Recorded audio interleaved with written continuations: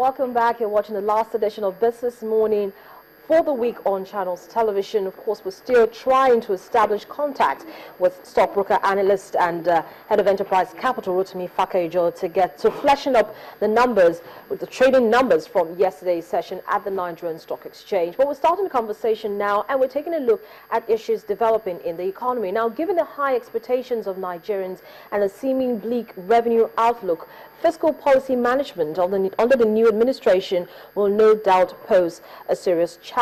Adetilewa Adebajo, an investment banker with over 27 years experience, I'm hoping his bio data will come up any minute now on your screen, and 15 years policy and financial advisory consultant, joins me now in the studio to take a look at this. As I said, we're talking about fiscal policy, which is a key aspect that was pointed out by the Minister of Finance at the just concluded IMF World Bank meeting in Washington, D.C.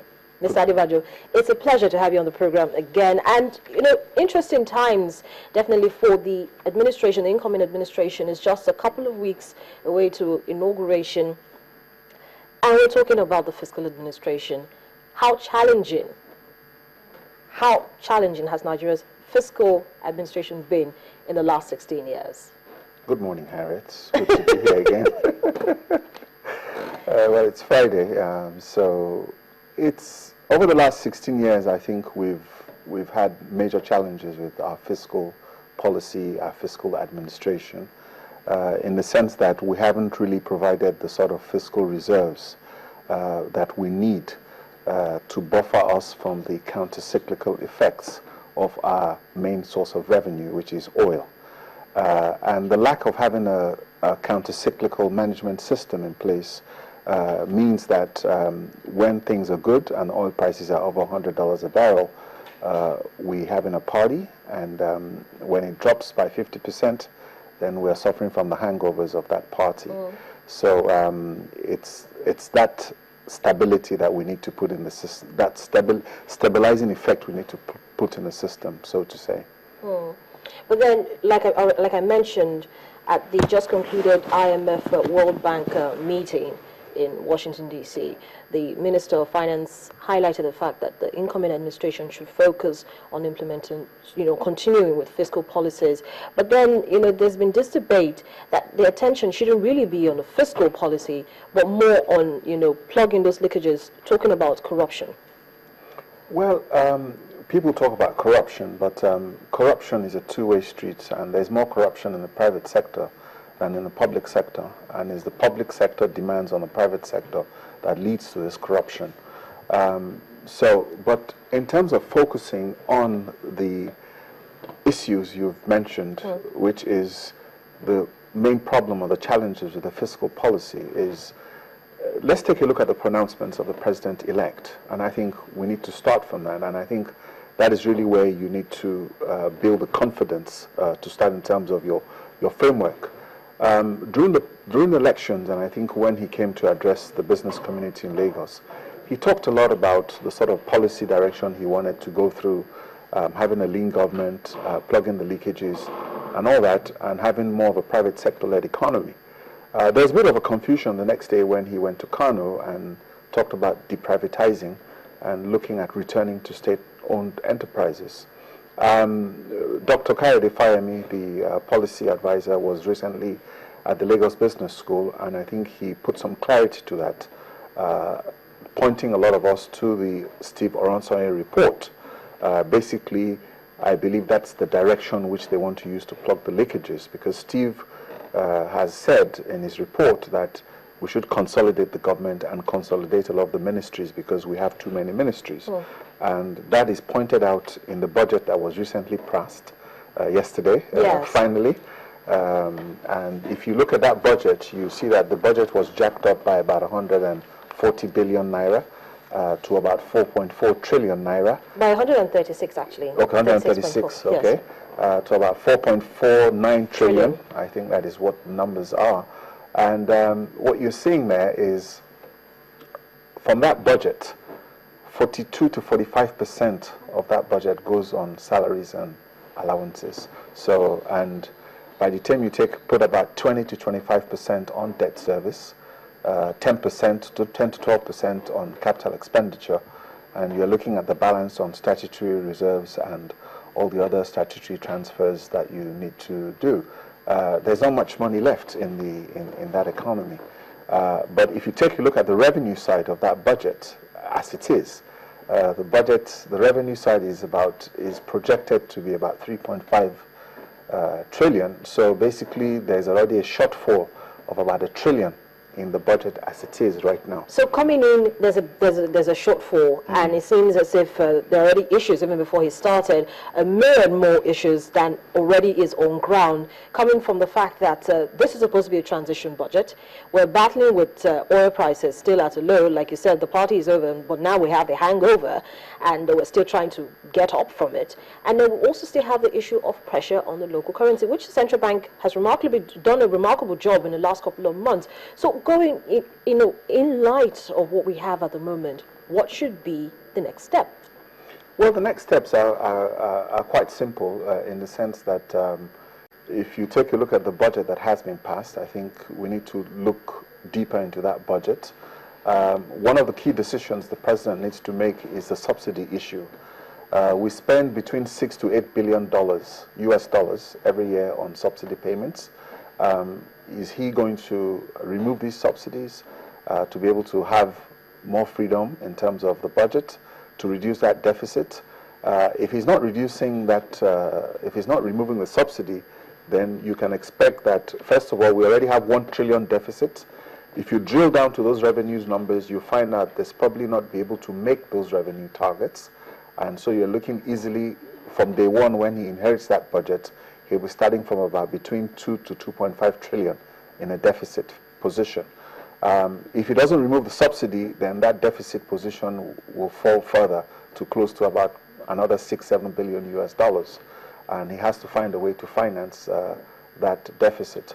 So the key challenge, the cards are stacked up really in terms of the reality that we face.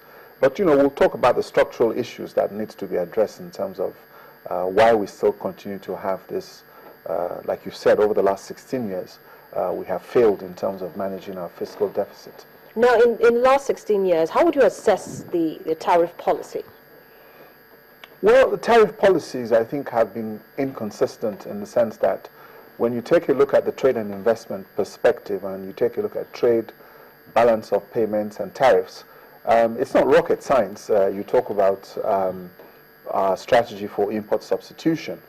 If you take a look at the cement sector, I think we've made significant progress there in the sense that we're now a net exporter of cement. Yes, the backward integration program really works very well. The backward integration program has worked there.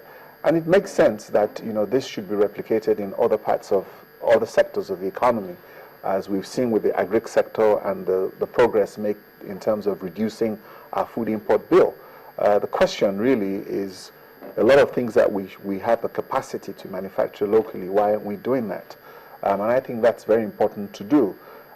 We've manipulated our tariffs. There have been a lot of abuses in terms of waivers, and there's been a lot of corruption in that sector again. So the desired effect of granting waivers, we've not really benefited from that. And that needs to stop, and that needs to be checked significantly because if you don't do that, then basically you're creating a rentier state. And when you create a rentier state, that leads, of course, to patronage. And that becomes political in any sense of it. And the desired sense of the economic development does not work. So the tariffs are a very powerful tool that we could use to create investments into the right sectors of the economy.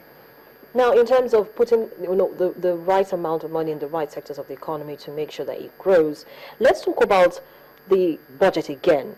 And you highlighted the fact that we still have a very high recurrent expenditure. And one would expect that with the increase that we saw, the 136.44 billion that was added, it might have gone to the capital expenditure. Maybe there would have been a haircut on the recurrent expenditure.